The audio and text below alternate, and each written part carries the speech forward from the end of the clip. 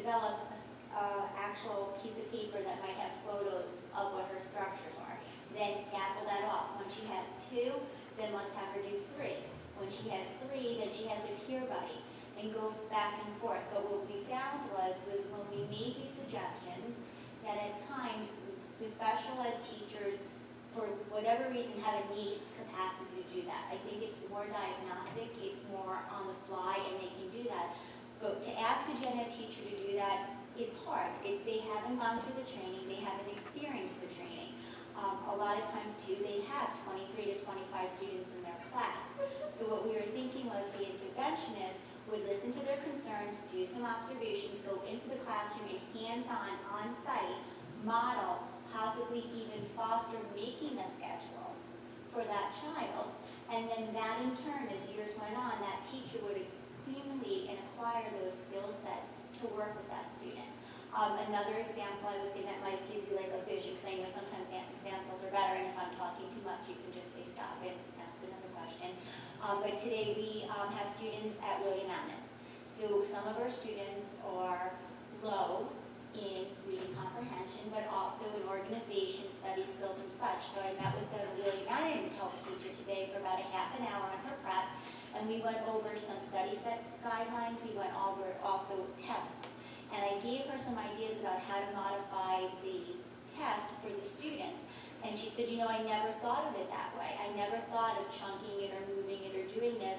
And the next thing out of her mouth, and this was something that Karen Kudak actually shared at the second meeting, curriculum, was that she said, do you think I could do this for another child that's not special ed? And I said, of course. And then she said, well, what about another child that has, in-class support but not resource room? And what I said to her is, if you think the child needs it and it's going to benefit him or her, then you do it. There's nothing wrong with doing that. It might look different, but is the child still producing the information that you need? And that's kind of the idea of this intervention, is that we help the gen ed teachers look at it from a different perspective and merge that gen ed world with that special ed world. Because honestly, whatever learning or strategies we have for special ed students, by default are going to be good for the gen ed students because they're tried and true. We're governed by No Child Left Behind, and IDA says that all of our methods have to be research-based. So whatever the teachers are using, it's backed by research. So we know if we're making success there, if we have these struggling learners, these are other strategies we can lay on top. But it's not just a reading or writing focus. Any other questions? Elaine, did you have something?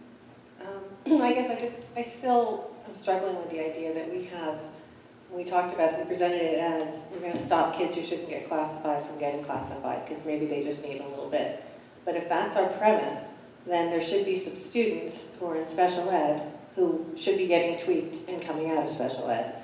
And as far as I know, last year we had 1 or 0 come out of special ed in our entire district. So if we can't, if we're having, I want to see that applied to the students in special ed first. I mean, to be honest, instead of getting the mission larger, let's try to, and I know it's another way of dealing with it, but I'd like to deal with the students that are in the program first and apply these apparent techniques, which apparently would work, but they don't seem to be working now because people aren't coming out. And I know we've heard that it's because the parents won't let them. And I've been thinking a lot about this, and I'd like to have some sort of survey done of our special ed population's families and find out, what people's experiences are and, how do they feel about coming out, because in my anecdotal discussions with people, nobody wants special ed services for their kids. No one's getting, I mean, I'm sure there's people and there's outliers everywhere, but most people only get it because they're desperate to get some kind of help for their child that they can't get elsewhere. And once they're in, they just want to get out, they want to get what they need and get their kid back, for the most part, out, and get as much of a rigorous education as they can. So if that's the case, then we should be applying these techniques to the kids in there, and then helping them get out. And so I'd like to, I'm interested to find out what other people think, because maybe I'm completely wrong. Maybe most people get in and they just want to keep all those services, and so maybe a survey would be good on that. But that's at least my impression. I'd like to see it applied to the students in the program and show that it works. And then if it works with the kids in the program to come out, then it makes sense to apply it elsewhere. But I think it works the same exact way, taking students out. You haven't been able to, but there's no numbers showing that it works in the program. Yeah, the point, what do you, I don't understand, getting students out, some of our students would still need support once they go out. And that level of support is taken away from them. This is our whole point. They get the support they need within special education. The fear is when they come out of special education, that support is taken away from them completely. And what we're saying is, you don't necessarily have to have the support of an ICS teacher. We can get a gen ed teacher, and you can still get those, what we're calling above the line type of strategies without having a classification. So yeah, it does work both ways. It works with students coming in, and it works with taking students out. So to take a student out that's had 2 or 3 years or 4 years of ICS and is on that brink, and we're about ready to say, yeah, you're going into high school, now's the time, let's pull it. Most people are nervous about pulling it, case managers, parents, teachers, because all of a sudden you're pulling all of those services away, and you're counting on a general education teacher to implement those services that they might not be as qualified in. So we're saying, yeah, it should work this way and it should work that way. And we'd be looking at both ends of the spectrum. So don't we need them everywhere then? No, we don't necessarily, we do need it everywhere. We need someone that's monitoring and giving teachers, gen ed teachers, those additional strategies. So instead of putting a child in, try those additional strategies. Where we're going to exit a child out, now we have someone that's going to work with you to make sure some of those strategies are still being implemented within the gen ed class without the IEP. So we want to do it both ways. It's not just a one way going in. The whole point of all of this is to lower the classification rate. And we do that by students entering and by students leaving. It would work both ways. So I guess what you're saying now makes me think, well, then we need an interventionist for every grade. You know what I mean? So, yeah. So, I had a question. I have 2 questions. One might be for Sean, I'm not sure. I'm wondering if there has been any staff college given by any of our special ed teachers that would help with what you're describing. And then I'll just say my other one and you can answer in whatever order. I'm interested in the practical aspect of one human being, and I'm just ballparking because I don't know how many sections there are in every grade in every building, but there's 4 buildings, there's 6 grades. If there's 4 sections a grade, somewhere or 5, there's between 16 and 20 classes that this, and that's not even right, I apologize, but It's a anyway. lot. That's what you're saying. How is one human being even going to have an impact? It just seems so out of balance. So the first one, we do staff colleges, but staff college is not required. Teachers can sign up for any staff college they want. It doesn't guarantee that we're getting those teachers that may have these students or could use the skills to sign up for that staff college. The only mandated staff colleges are the 15 hours that you take as a non-tenured teacher. And those are more aligned with Danielson, classroom management, instructional principles. So we do offer the staff colleges, but it doesn't mean that we're getting the masses of teachers we need. You are right, it's a huge group of students. What we wanted to focus on first was as the students come to IRMS. So prior to being classified, the students have to go through intervention and referral services. So at that meeting, the interventionist would be a special ed liaison or administrator along with the IRMS committee that's there now, but to provide some additional strategies or ideas prior to saying this child is now going to team or going to be tested.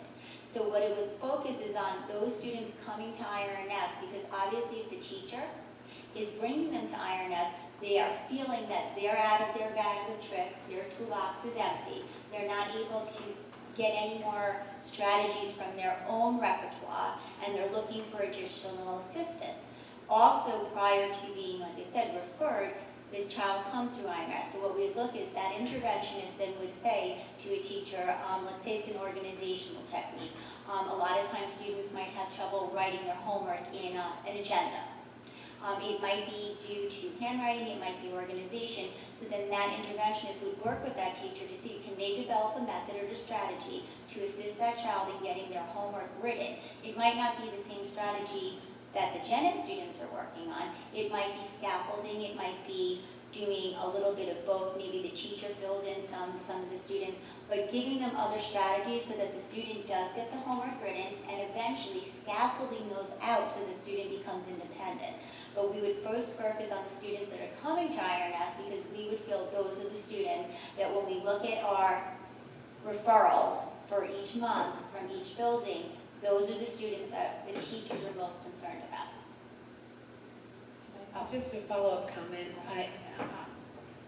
if I understood you correctly, I'm a little sad to think that we have an issue here, and we have students in gen ed classrooms all over the 4 elementaries, and we have I don't know what to call it without it sounding negative, but an issue where teachers aren't willing to come to staff colleges.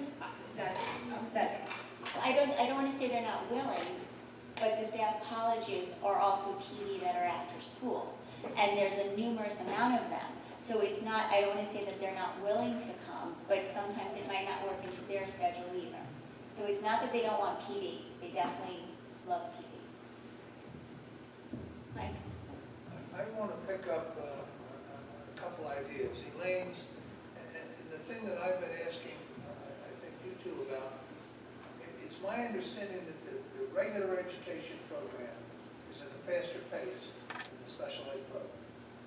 So as soon as you take a student out of the general ed program and put them into special ed, they're forced to slow down. They may get special, but so you can't get out of that rut because you're in a slower program. If you could, if the programs were equal, I would argue that you should have a significant number of people, once they get the aid, coming out of the program. And the only way I can explain it's not working that way is that the special ed program is slower and you can't get out of it because it locks you in. But I don't hear you making that comment. No, there's 2 sets of there's a few different sets of special education. The group that we're talking about is predominantly ICS students. Those are students that are receiving in-class support. So they're in a general education class, and they're receiving the general education curriculum, plus they're getting specific modifications or any types of accommodations to help them along. Those are the students, and they meet the gen ed curriculum. They have to abide, they get all the grading according to gen ed. We have another group of students, or research room students. Those students do get a modified curriculum. Those students are in smaller classes. They're usually anywhere from 8 to 12 students in those type of classes. And those are students that have significantly more disabled, more of a disability. So yes, their curriculum is somewhat modified. And it is difficult when a child is in a research room to get out of the research room and then get into what we would generally say the next step would be from a research room into an ICS setting. And then if you're in an ICS setting, then that would sort of be your leverage to more or less get out at that point. So there's different, and then you of course go down to self-contained. So there's all different levels depending on what level the child is at. But what we're looking at are those students that are going into the ICS settings that we feel that could definitely make it in a gen ed setting with additional accommodations and modifications that we feel that all teachers would be able to implement. You don't necessarily need a special ed teacher to go in and implement this differentiated instruction or these extra accommodations that a student might need. You have though, and I'm going to pick up again on Elaine's program, if you say that the general ed class, even though the special ed student is in it with some extra help, is going at the same speed, then why aren't some of them, or more of them, coming back out of the special ed program? If they're equal and they're getting extra help and they're not coming out of it, I don't think what you're proposing is going to work. I'm going to come back to where Elaine is coming from. Unless there's, once you opt out, you're not going to. Well, we're proposing that they don't go in initially. So we're but if the programs are equal or better because they're going to get extra aid, why aren't some of them coming back out? Because I think there's a tendency also, because a lot of the teachers and parents and even case managers, there's a fear that it's either end. You're either in special ed or gen ed. So if there's that gray area in between, I can guarantee you, I know for a fact, I've heard it from special ed teachers, I've been at IEP meetings, there's a hesitation that there's not going to be that same level of support, not in terms of special ed, but in terms of the modifications and accommodations, the extended time, maybe 15 minutes extra, a study hall, a study guide, pieces like that that are governed or state mandated because it's in the IEP, the teachers and the special ed teachers, the parents, and even sometimes the students, because students come to our IEP meetings in 7th and 8th grade and all through the high school. There's a hesitation because it's so separated and there's not that gray area in between. So our thought was if there is a gray area where there's not a special ed teacher, then that might increase the likelihood of these declassifications. But it's also unlikely that the gen ed teacher is going to feel proficient or able to work or figure those out without somebody guiding her. But they're not separated in your example because they're in the general ed class with some extra support. If you can't show that the general ed program is faster, why in the world would somebody give up that extra aid? I'm misunderstanding. I'm so not sure, Mike, there is still, the students are, I think the whole piece of it's going to be not to get students in. What you may say parents want them classified, that's not predominantly what we're seeing. What we're seeing is, once the students are classified, to pull that support. When are you going to pull it? Freshman year in high school, when the students are working their way into getting themselves into a good college? That extra piece is it's integrative, it's a huge part of what the parents and the students and a lot of the teachers feel that they need. Even with students that are getting successful, it's very difficult for us to get those students back out again because they feel that they're going to, why? My child is doing so well where they are right now. Why am I going to pull the bottom out all of a sudden? When they're a freshman, when they're a sophomore, I'm not going to take that chance. Why would I take that chance now? And then we have nothing else to offer them. So we're saying take the chance. You're not going to have a case manager anymore. You're not going to have any ICS people that are following you. But your child should do fine. It's a big gamble for a lot of parents that have struggled with their students along that way. What we're trying to say, if we can change the mindset, if we can change it from day one, so they're never put in that type of situation, that they know automatically they're going to get that help from a gen ed teacher and they don't need a case manager and special ed to do it, that's the shift that begins to change. Can't you get them out by saying they're now qualified for regular ed? They no longer have an It's a little IEP? bit more involved than that, yeah. It's not always that easy. It's a team decision, so the decision has to be made. I can't make a You decision can't like that. convince them all. I'll keep quiet. I think Karen has a question. I have a question.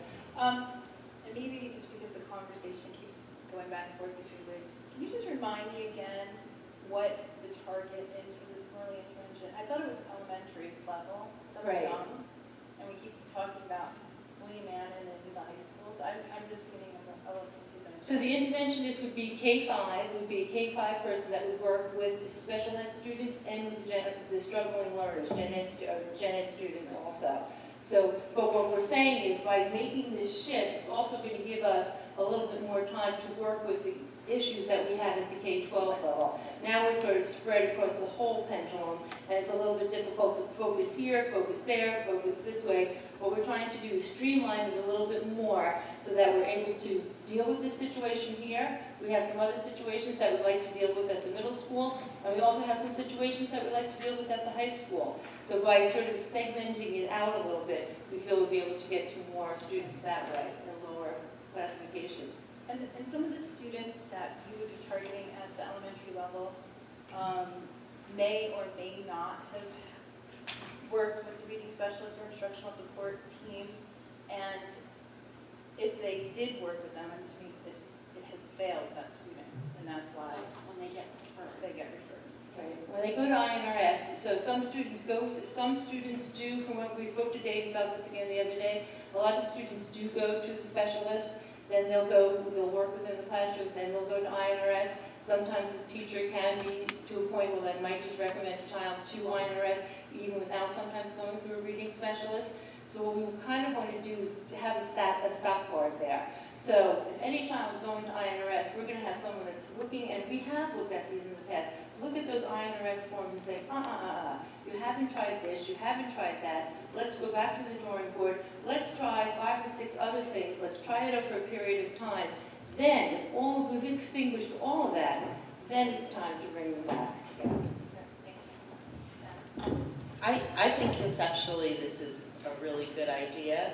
And the one thing I would like to see if we move forward with this is metrics and tracking. For example, I'm gonna make up numbers, we have 100 kids who are getting some support, and 75% of them to go to INRS meetings. And currently, right now, let's say 80% of the INRS meetings end up with classification in an IEP. What I would like to see clearly spelled out is if we move forward with an interventionist in place, what are the metrics? Are we cutting down on INRS meetings? Are we cutting down on classifications? And then even more importantly, and this is a few years down the road, are we meeting the needs of these students? So a child who goes to INRS doesn't get an IEP, is not classified, how do they succeed the next year and the year after and the year after? Because ultimately, I think everyone's goal is to best meet the educational needs of the students. So conceptually, I think this is good, but I think we really need a clear plan in place of what's happening right now and what metrics are we going to track and how are we going to track it through the years to see if this is something that really is doing what we want I it to think do. you're right, we did discuss that with Nick, doing a big sort of on Google Docs that, and it's also an important piece too, because what we found when we went through the data, there were students that came in and students that went out, and they're back into special ed again. And that's something that we totally want to avoid, because number one, it doesn't look too good for us either. So a child comes in, stays for a little bit of time, goes back out, begins to struggle, it's back into special education again. So that's what we definitely have to keep track of that, and keep track of. We thought of making one sheet with these students, once they go to INRS, begin to monitor them, speak with gen ed principals, know where they are, and track them as they're going forward, and really keep a tally of what's happened. I think that's another piece that we're sort of missing. We monitor, of course, the special ed students because they're always with us, but the students that leave us, no one's not really taking care of them, people take care of them, but really keeping an eye on those students to make sure they're getting what they need so that they can stay out as opposed to coming back in. I would even argue that it's more important to watch them because the ones that stay in special ed are being monitored all along. It's the ones that leave that I really want to watch and see what's happening to make sure no one slips through the cracks. And that was, I remember, I guess I want to say 10 or 11 years ago when they had a task force here at Island with Greg Youngman. I do remember one parent standing up and saying, as a special ed student, you have a guidance counselor, a case manager, a special ed teacher, a gen ed teacher, and a supervisor. So you have 5 people looking at that child. Nothing really gets unnoticed. Whereas when you look and you say for a gen ed student, it might be a guidance and a gen ed counselor, but it's a smaller pot, so that tracking is definitely important because we want to make sure they're being successful and not a yin-yang kind of back and forth approach. Thank you.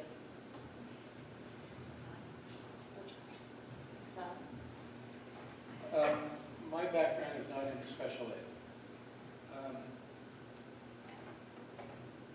I think that you mentioned about the staff college and training of the gen ed teachers, and personally I was not aware that there were classes that worked on that, because from science, we have a lot of students who come in with ICS teachers, and we're only allowed a certain percentage in a general ed class. And they seem to always stay, and then they'll take electives, which are not with a ICS teacher. And I guess the ICS teachers are generally math and science. Yeah, we have all the ICS teachers over the academic areas. We don't And are they in we can't think we language don't arts have, if also? the child needed something, we'd have to do it, yeah, but predominantly, yeah. Are there,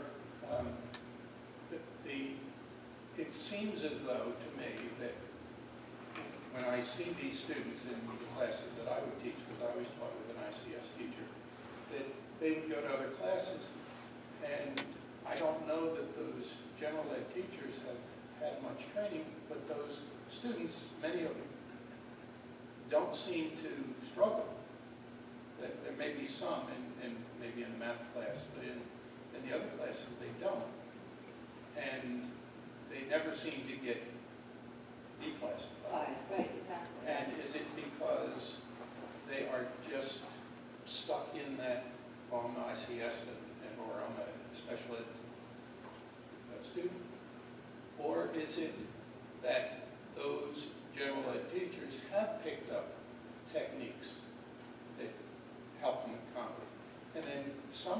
ICS, you have to have the teacher in, and then there are some IEPs that you don't have to have a teacher. So You can have an IEP without ICS, right, Right. just for the accommodations, Yeah. correct, right, yeah. So you would think then that, well, gee, aren't those students capable of getting out of the special ed, particularly when I think every teacher that I've come across is willing to give the accommodations, and it doesn't seem to affect the other students. Right. Yeah, no, it's hard, that's our point, to get the students back out, it's always difficult because there is that fear that they're not going to get what they need. If a teacher doesn't, our ICS teachers have to make sure those IEPs are being followed regardless. So if you're not, and everyone has to do General it, ed then teacher it has to do it make sure they too. follow all. But they're nervous without that other piece. They might have you for a year, and you might be a great teacher, you've worked with ICS, you might be really know what to do with those students. The next year, they may have another teacher that isn't as well versed as you are, is working with special education students. Will that gen ed teacher be able to do work just as well with these students as the teacher the year before did? And do we want to pull those supports and take that chance? Because then that means going back to classification, getting a child tested again, and bringing a child back in again. So I think that's where the biggest fear lies, is that uncertainty is what's going to happen to my child when they leave. Or can you guarantee that this will still be a success, same level of support afterwards? Well, maybe we should emphasize some staff colleges for the Yeah. general ed teachers, and in some cases, maybe make it mandatory for the classes that they're teaching. Linda? Yeah, I have a question that I've been sort of pondering since we started talking about this whole thing. So we're talking about this interventionist who's kind of interrupting the process of a student getting classified because she's, this person is suggesting ways that the gen ed teacher can cope with these students. But then this particular student, there was a reason that they were referred in the first place. And they're going to move up through the grade levels and the work is going to get more difficult. Do we foresee a need that because they're not getting classified, so we wouldn't maybe need as many special education teachers. Would we need more of the gen ed support staff to support these kids? Like, would we end up needing potentially more reading specialists or instructional support teachers as a result? That was the question that sort of occurred to me, because I don't imagine that they're going to be totally fine, if they were struggling so much that they were referred to the INRS team. Right, I guess that's something that we'd have to look at as we went by and see what the students are, so you give them the supports they need. Will they continue to need those supports as they go up? Right. But once again, doing it outside of special education gives us a little bit more leverage than when we're in special ed, because we are bound by certain numbers, Right. by certain things that we have to follow. So it may be somewhere along the line that would may diminish some of the special ed positions, but we may need to pick up someone that might help, in those general education classes. But the point is to stay where possible, and there are cases that it will be possible, to stay away from classifying those students and ending in that line of going into special education at an early age, and to help them that way. So, this whole issue of training teachers to have all these skills, can we do anything? I don't think we can do anything to control it. We certainly encourage teachers to offer classes. We do a professional development survey at the end of the year normally. We do have some special ed teachers that are teaching classes. I know Lisa herself teaches some staff knowledge classes in Jean. So, it's certainly something that, while we can't mandate it based on the existing collective bargaining agreement, there's definitely something that, as the supervisor, you can encourage, you can work with them. That's again something that, when you look at our current catalog, just to give a plug for it, we had 1,000 attendees last year in our staff knowledge program, and of that, roughly 150 of them were exposed to some specific special ed class. So it may not even have been taught by Lisa or Jean or a special ed teacher, but the teachers were incorporating some special ed strategies. Is that a lot? No, but it's a nice number. I think we could definitely encourage more staff to teach it, teach some of those classes. But no, at this time you can't mandate it. You can certainly work it into some end of the year paperwork, particularly if you're seeing some deficiencies. But to mandate it across the board, no. To strongly encourage, sure. Could we do it as a, we have these half days at the elementary schools? Couldn't we have it a mandatory, what we do is a half-day immersion? Because it seems like this is something that even if you were to implement this, and I understand the need and what you're trying to accomplish, it sounds like something you want to get across as many teachers, give this toolbox to as many teachers as you possibly can, as quickly as possible.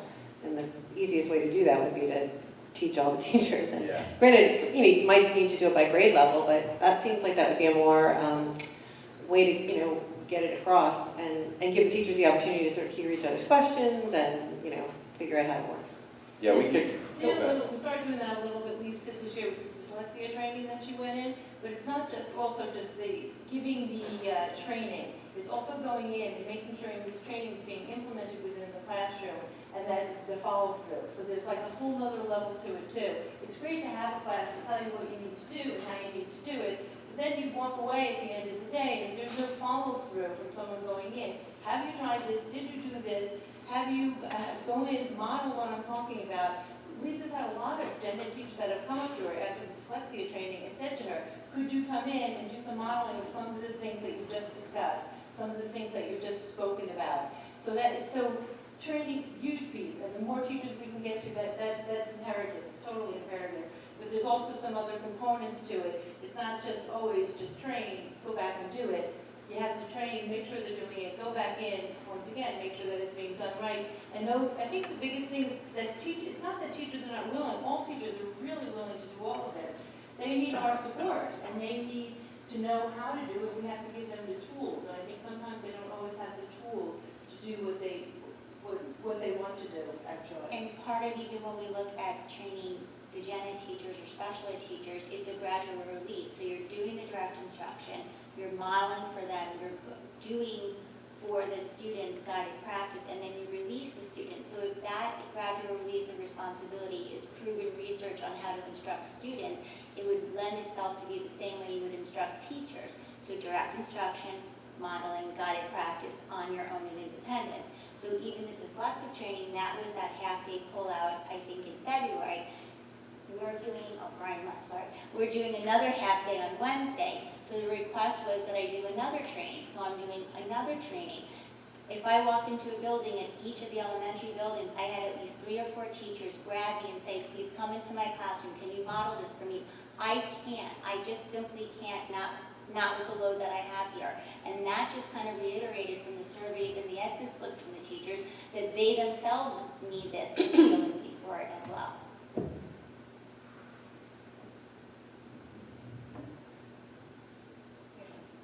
Okay, anyone else have any questions? No? Well, thank you very much, ladies. It's very helpful. Okay, so I think we tackled a couple of the hard topics. Does anyone have any questions about anything else on this list of staffing priorities? Or any other comments? Are we going to get class size data for decisions conversations or revisions? Well, I think we asked for some follow-up data on the classes, the high school class sizes in the subject areas that are listed on here. So we can look at that. Yeah, they should have, they scheduled, so we should have a pretty good sense to compare. And maybe, well, Brian's not here, but maybe for curriculum, at the next meeting, we can talk about that a little bit. Even the middle And then personnel also. We used to get it. Well, we always get the class size data for the whole district, but later. But I'm talking about for these specific subject areas, for these teachers, that are requested, for the priorities. So I guess that we'll continue this discussion in a couple of committees in the next couple of weeks and get some follow-up information. We can put it in weekly notes if it's, answers to questions, from tonight. Okay. Okay. Is there anything else for board forum? Mike? I knew you had something. I was going to see if you remember to bring it up. I want to talk about the drug testing. 30% of the rich students have signed up yes. 37% of the average students have signed up yes. I had a lengthy discussion with a friend recently.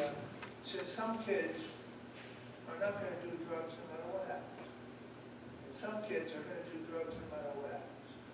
There's a middle group that's sizable that is going to depend upon peer pressure and all the other things at work. It's interesting. I've been to some of the meetings, the different committees. The Municipal Alliance will not mention drug testing. It's forbidden. It's a terrible thing. How could you ever suggest it? The YMCA, also in their program, we will not mention drug testing. It's terrible. I've been to a presentation by the Huntington County District Attorney who said the only way that the parents can tell whether the kids are on drugs or not is through drug testing. The only way. You can't tell from talking to them or anything else. They're going, through puberty and everything else, and they're growing. You're not going to. So the only way. And then the discussion got into, well, what about the dog testing at the high school? And the comments, and I'm not sure. I think it was at the one meeting with the Thursday evening meeting, but if it wasn't, it was with another meeting. What happened with the drugs out at the high school?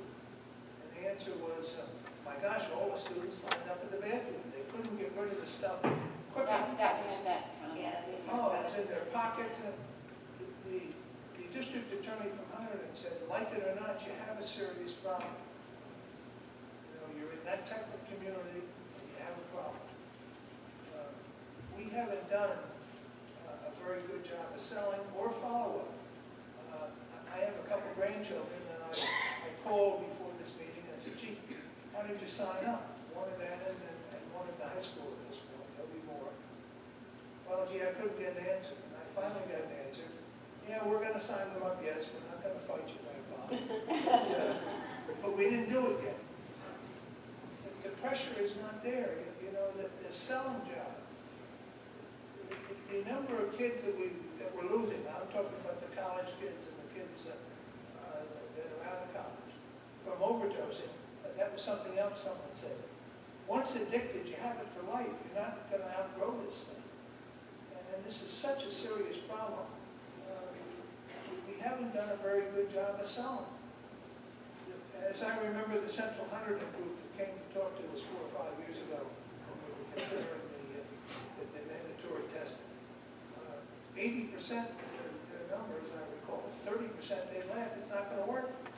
The peer pressure, and I come back to the majority of the kids are not going to, they're in the middle. They want to see what's going on. And obviously drugs are important to these kids because they're into it. Large numbers of the high school kids are into it. And we're not pushing the mandatory testing. I think 30% of the high school is terrible. And we're asking the kids, or we're letting the parents without much education say, well, gee, we don't want our kids tested. Well, you might save their lives. You might change their entire lives by testing at least. They're not going to get in trouble with the police. They're not going to get in trouble with anybody. But we've done a very poor job, and even the follow-ups. Well, there was follow-up recently, because I got emails today, a whole bunch of them, from all different schools, saying you've signed your kids up, if this is wrong, acknowledge it. So I think they just sent something out. I know that, yeah, I know that they did not get responses from everyone, even though they sent like multiple reminders in the Friday folders for everyone to sign up, or not, sign up either way, to return the thing. So I know that everyone did not respond, and I know they sent out emails today to try to get follow-up. About the Municipal Alliance, and they said, fine, they have the group of kids that aren't going to get involved with drugs, but it doesn't work. They're not talking about the total program. And the best program you have, convince the parents to buy the drug test at the drugstore or from the doctor and do the test yourself, fine. But to skip the one thing that will help with your children, because I don't want to do it, or because no one's told them that they have to do it, is a terrible mistake. If I can just interject, it might not be a drug testing problem as much as a reading information problem, because if you'll recall earlier, we talked about only 50% of the Friday folders that go out are actually opened and read. So if you think about it, if only 50% of the people are even reading the information, a 30% participation rate is pretty miraculous. Well, and I think the numbers, and if we do another round of signups in the fall, will go up because people didn't sign their seniors up because they're graduating in 2 months, and we're not going to hunt those people down and make them sign their kids up a month before graduation. So once those kids are out of the picture, then we'll see what the rates are in the fall. Can I just piggyback Yeah. onto that information? My understanding is if you're in a club or an activity based on participating in the activity, you have to at least say yes or no to rent. Well, I think everyone is supposed to say yes or no, I think either that's way. All students? Yeah, Yes. yeah. I think for the most part, that part has happened. 30% is a It terrible says 30% have said yes. 30% Yes, said and yes. some people still hadn't answered, and that's why the follow-up Right. emails were going out. Well, in some instances, like me, I tried twice to sign up and say yes, and it wouldn't complete the transaction all the way through. So after Helen Beck sent the, I don't know how many email, I just stopped trying. I just gave up. I'll get her next year.